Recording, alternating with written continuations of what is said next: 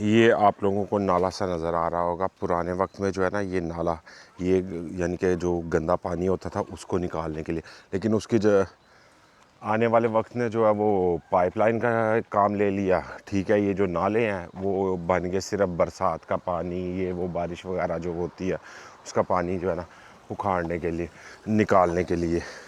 Check करो किस तरह जो है ना पानी स्पीड में वो आ रहा है। ये सारा, ये पूरा जंगल सा है। यानी कि आपको जर्मनी में जो है ना, आप लोगों को जर्मनी में जो है ना वो ज़्यादातर मिलेगा यही जो है, क्या कहते हैं इसे, पानी का सब्ज़ा ही मिलेगा ज़्यादा, क्योंकि सब्ज़ा जो है ना वो इनके लिए ख़ास है।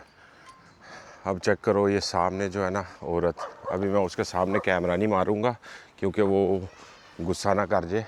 उसके अपने कुत्ते के साथ जो है ना देखो किस तरह उस पर बैठी हुई है गाड़ी पे, और कुत्ते को साथ में घुमाती हुई लेके आ रही है।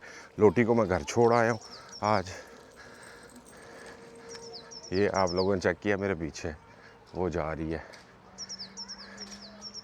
कैसे आराम से उस पर बैठी हुई है और लेके तो जा रही है।